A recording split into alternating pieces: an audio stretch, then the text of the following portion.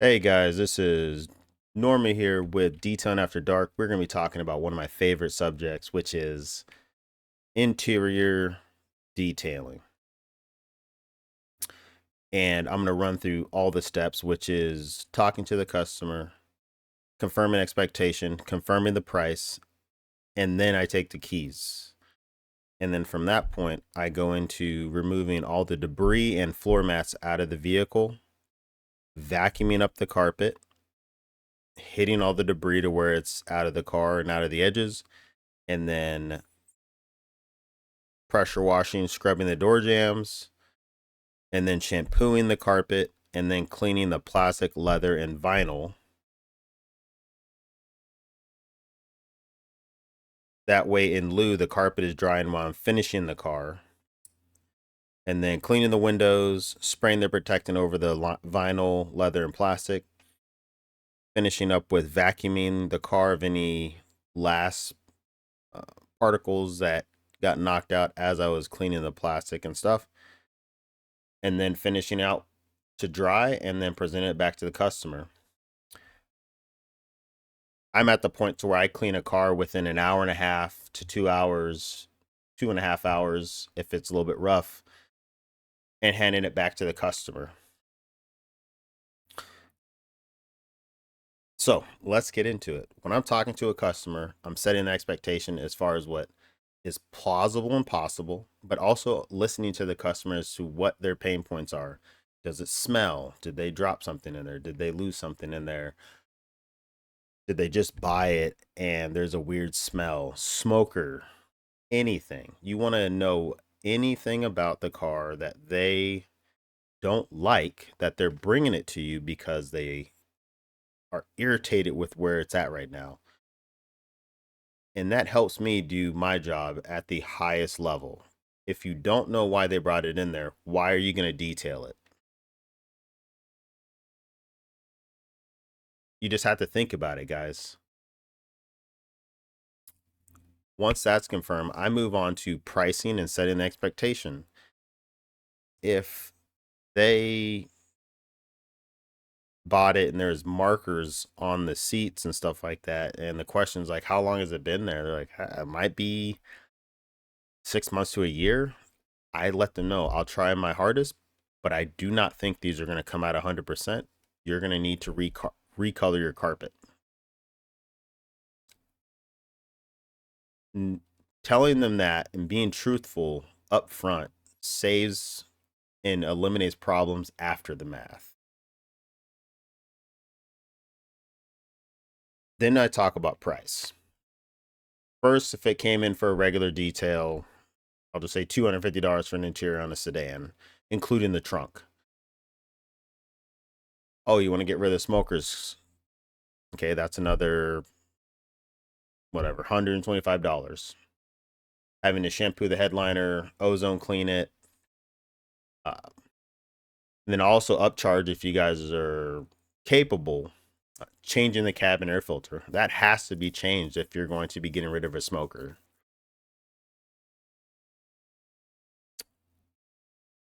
And then once the price is confirmed, three, four, whatever, how many hundreds of dollars you charge, then you take the keys. And this is a respect level that I give to my clients, which is I don't want the keys unless you trust me and you understand the price.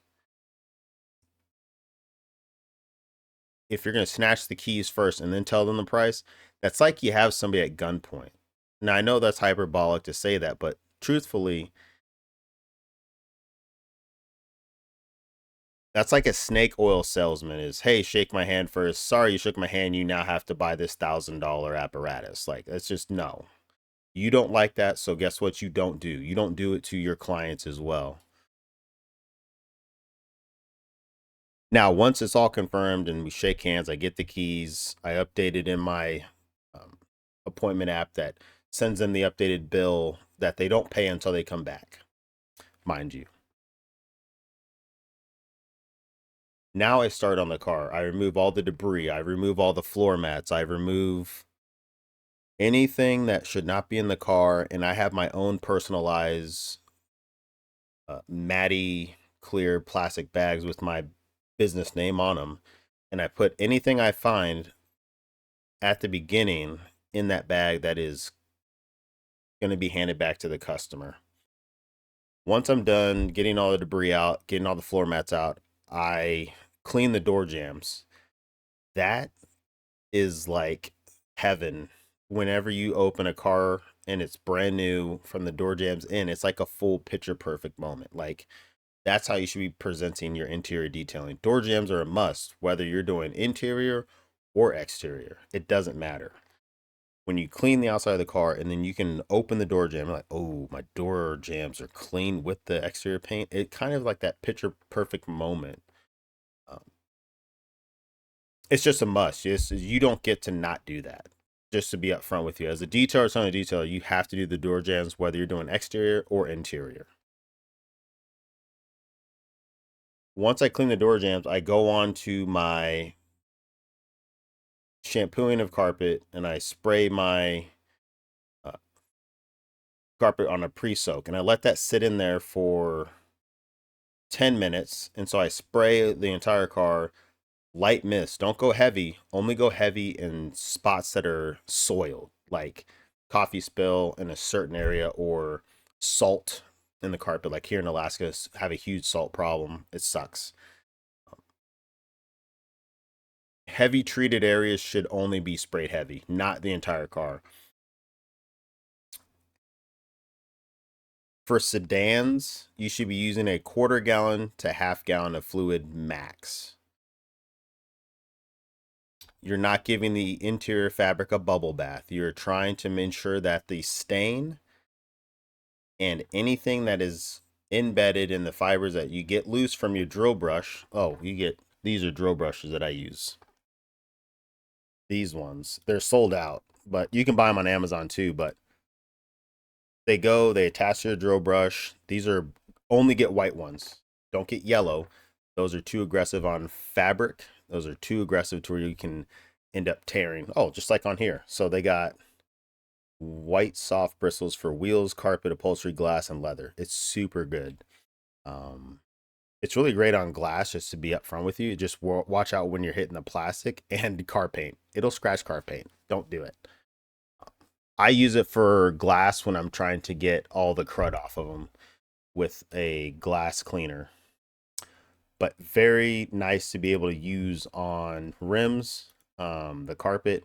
This is also, they got the small ones in here that are really good for cup holders. Just be careful that this is plastic. That's not a rubber outside on this outside. So if this catches anything, it could damage the car, meaning you lose money. Um, where is that? And then stuff like this is perfect. So this is a, I think this is a high foam, but be careful. I use the one that's a low foam now, and it literally does that. It's super aggressive on removing stains and stuff like that. I just had to use, I moved to something stronger to not just clean the carpet, but also to start killing an enzyme cleaner that kills actual like chemicals and leftover stuff. Because in Alaska, we have a mold. People that leave cars out get moldy. Um, we have an older community, so they'll be filling their cars up with like miscellaneous items and bugs get in there, rodents. So I need something that's actually set for my area. So always kind of address where you live and what chemical you should buy. Like this is really good for um I'll say like Arizona, Southern, because you're not going to be having too many people from my experience. So I could be wrong, but a lot more cleaner cars, but maybe a spill here and there, or the car is kept in storage for years and it's dirty and it needs to be a good deep clean. This is a perfect shampoo for that. I think it needs to be diluted too. I don't think, does it say it on here? Read the directions for this stuff. It's really potent. I remember I had to do like 5 ounces per like gallon. And then once you're done shampooing the carpet, you move on to uh, actually cleaning the plastic leather vinyl. And the reason why you want to clean the carpet first is to allow it to have proper drying time, because if you take forever cleaning the leather, the plastic, and the vinyl, you still have to shampoo, meaning you are now stretching your work time even further than you should. So for me, from door jams to removing all the trash to vacuuming, and then I get to shampoo is about 30 to 40 minutes. And then and then after that, once I'm done shampooing, usually about an hour and 15 minutes, I'm done shampooing. From door jams to shampooing, I'm done. Hour and a half max in a standard car. That means the next hour and a half of me running fans in the car, it's drying as I'm doing the plastic, the leather, and the vinyl cleaning. That for you as a detailer is a huge win because you're able to keep working while the carpet is drying. And then after I'm done with the carpet, I move on to the plastic, the leather, the vinyl. Just now you just work at whichever one next. So I usually do plastic and then I do leather because leather takes a little more TLC. I want to make sure that I get as many of the seals gun. I make sure I have my needle nose spray gun so I get all the sand out of the stitching, stuff like that. And then I clean the windows. And then once I'm done cleaning the windows, I'm spraying my protectant over the vinyl, leather, and plastic, leather, vinyl. And the car is super close to being dry and not wet. And you look 1,000 times better to your client because they show up, the car's pristine. Well, sorry, after you do the protectant, let's get that done. You finish with vacuuming up the last bit of debris that might have got knocked loose from cleaning the plastic, the leather, cleaning out the vents. And so you vacuum up and then now it's ready. It's dang near dry. Not bone dry, but at least dry to where you don't have to worry about moisture damage, mold creeping in, um, or the worst case scenario that I hear all my clients say is I'm always scared to sit on the seat and my butt's wet, like I peed myself. If you shampoo first and then take care of the plastic, leather, vinyl as last, you're going to be winning 99% of the time.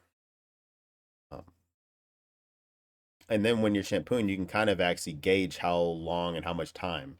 Sometimes shampoo takes me 2 hours, not most of the time, but it might take me 2 hours, 2.5 hours if it's like mold, heavy saturated spills.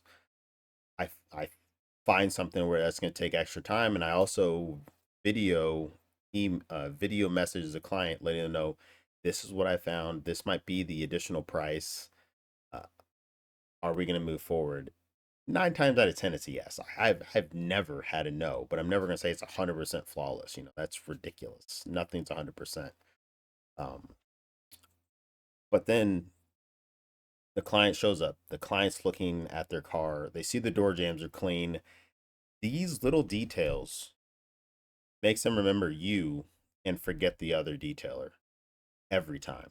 There's not one time that a person has opened their car and then they're like, I wish I went to the other detailer.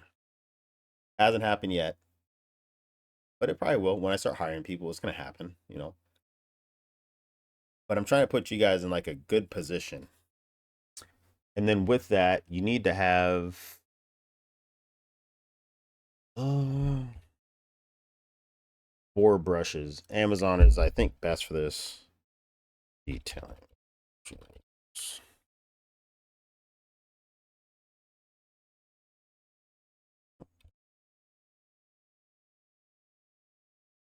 Here we go.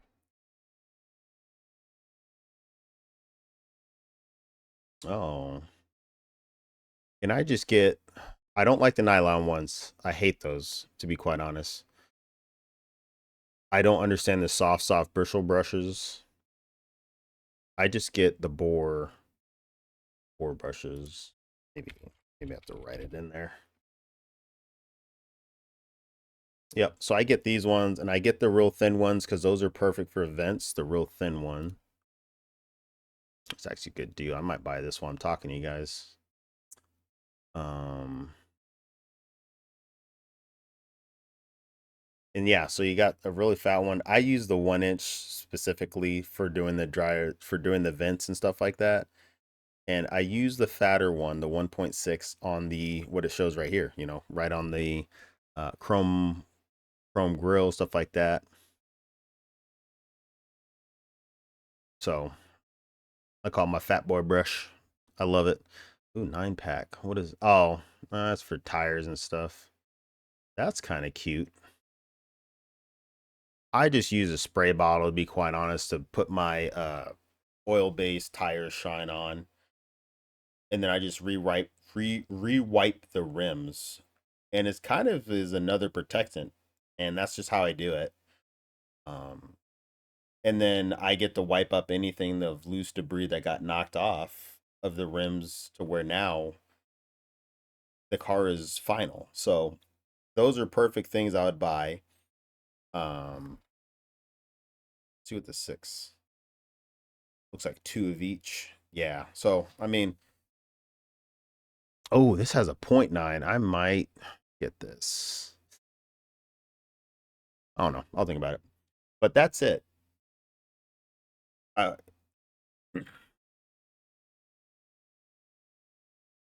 I hope this helps. This is a start to finish interior detailing from the door jambs all the way into the tight crevice areas. If you have any questions, love to hear them. If you have any comments, love to read them. Otherwise, peace out and keep detailing after dark.